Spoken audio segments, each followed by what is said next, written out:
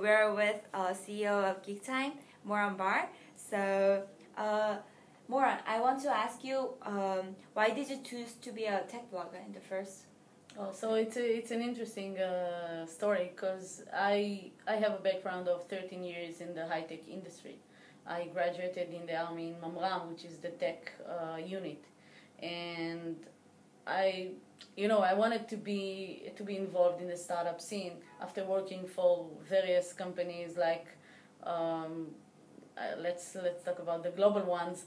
So you'll all like Variant, which is a very big one, and it was digital, and then it was compact, and then it was HP. So I was working for big companies, but then I wanted to try and explore the startup scene, and being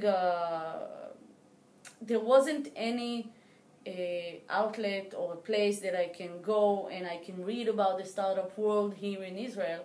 So I had to invent one. So we had to just launch it for ourselves. So it was something of a problem that we solved for ourselves. And this is how it started. So wow. it was an amazing thing to do with my partner Yaniv Feldman. And Yaniv came from Microsoft. He worked there for 4 years. And he was trying to find out how to start a startup. Mm-hmm. So that it sounds very easy right now after doing that for more than 4 years now. But back then, you didn't know where to go. You didn't know what to read in order to start.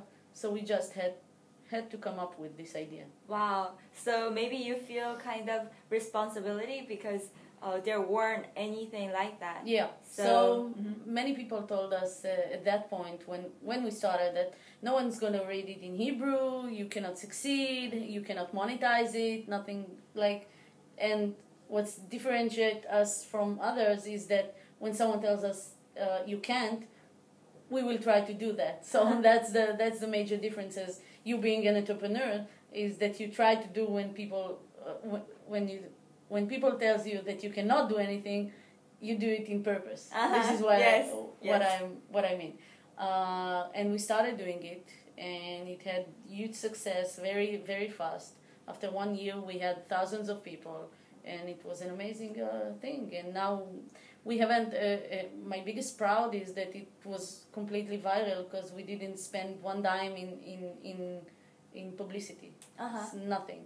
Wow. No marketing, nothing. So it was mouth to mouth, and it was an amazing thing. So, as you write blogs, is there any standards or rules that you keep? Yeah, sure. The major rule is to stay objective. So if we think that it's not, if we would read it, we'll publish it. So because we are the audience. Because I see many other blogs and many media outlets that are using the stage to promote things. And we promote things only if it fits our audience, only if we think that it can help someone. And that's the major thing that we will never move aside from. To stay objective. So, can you tell us a little bit of example how you keep it objective? Like in terms of writing about a startup, like you focusing on this part, maybe they will, yes. So when we write about any startup or any investor, we usually write what we think, and it's always an opinion. So it's legitimate to just publish it. It's okay to publish it, but we really try to maybe we'll send it for him to have a comment if he has, or if we are writing about a startup and we are checking his platform and we see that it is not good enough, we'll tell him, wait, we don't want to publish it yet. Come again when you have a next version, because we don't want to do harm for the startups. So we will prefer not to publish anything if it's not good enough. Thank you. יניב, כתוב שאנחנו באמצע רעיון וידאו.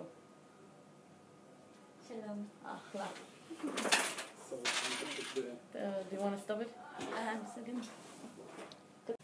So Moran, I have a question. So when you write about a startup, is there any limit line or like a bar when Sure. you choose a startup? If their product is not good enough, if it's not something that would interest anyone, we won't write about it. And as I said before, we are trying not to do harm for startups. So we prefer not to publish anything and just wait until the next version, and then we'll check it again, and then we'll publish. Oh, it doesn't matter what funding stage they're on? Nope. No? If the product is not good enough, I won't publish it. Wow, okay. So, what is your vision in your life? So, in my life or Yes. okay. So, we really try to accomplish a big company. So, now we have Israel, and then, we'll continue to build products that would be worldwide. And I think that's my personal ambition, to manage a big company at the end of the day. And to do something that would affect a large audience. I think that's the main reason. We're trying to help startups at the point where the help is mostly needed.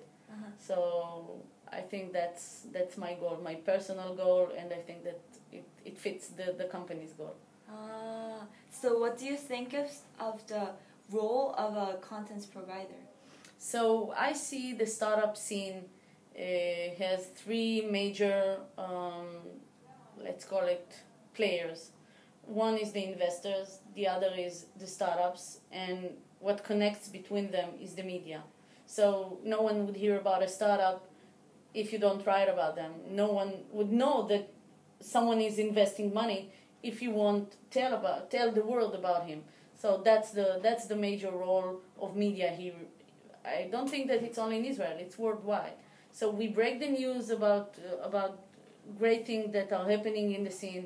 So we'll help people and inspire people in trying to build new stuff. So it's really inspirational, and it's really about building a product that a large audience would want. And that's the place that people would read about.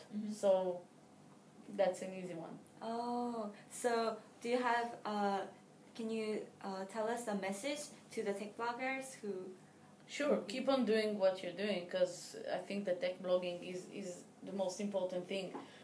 Being a blogger in general is writing about what you think that is interesting, and that's the major difference between large media and bloggers, because we write about things that we believe in and that we are trying to accomplish.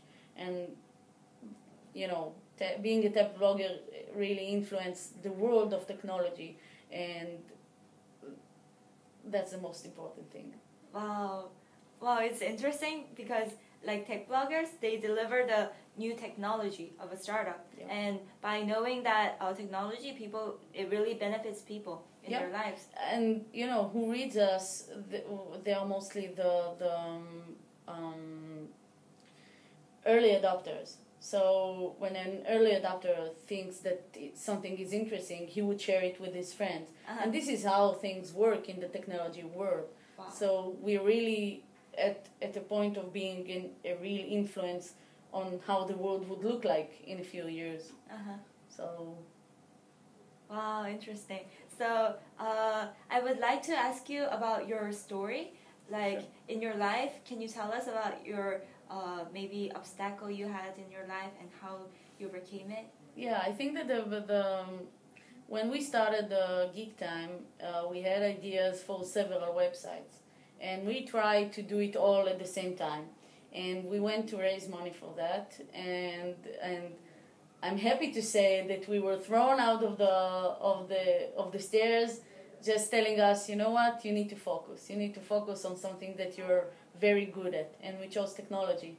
So that was a failure, but it helped us focus in a product that at the end of the day was a success. So I really believe that I'm not even calling it a failure or an obstacle, but it's challenges. And you have challenges like that every day.